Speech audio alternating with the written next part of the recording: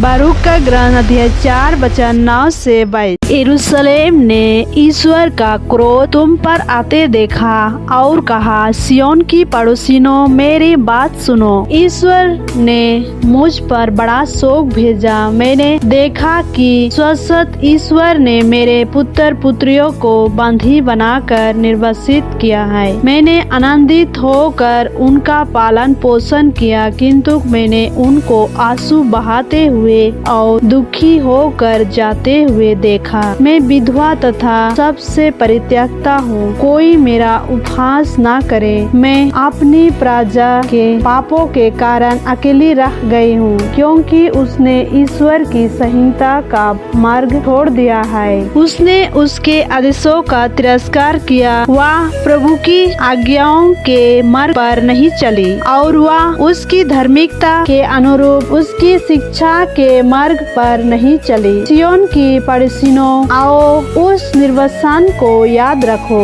जिसके द्वारा शाश्वत ईश्वर ने मेरे पुत्र पुत्रियों को दंडित किया। उसने एक दुर्वृत्ति रष्ट को उसके विरुद्ध भेजा, एक दुष्ट रष्ट को जिसकी भाषा अबोध गमाई थी, एक ऐसी रष्ट को जिसने ना तो बूढ़ों के प्रति श्रद्धा थी और ना बच्चों के प्रति कोई दया। वह विधवा के प्रिय पुत्रों को ले गया। उसने उसे उसकी पुत्रों से वंचित कर उसे अकेली ही छोड़ दिया। मैं कैसे तुम्हारी सहायता कर सकती थी? जिसने तुम पर वे विपत्तियां ढाई, वही तुमको अपने शत्रुओं के हाथ से छुड़ाएगा। तुम जाओ मेरे बच्चों, जाओ, मैं परित्यक्ता अकेली ही रह गई हूँ। मैंने शांति का वस्त्र उतार कर प्रायश्चित और प्रार्थना का तट पहन लिया। मैं जीवन भर शाश्वत प्रभु को पुकारती रहूंगी। मेरे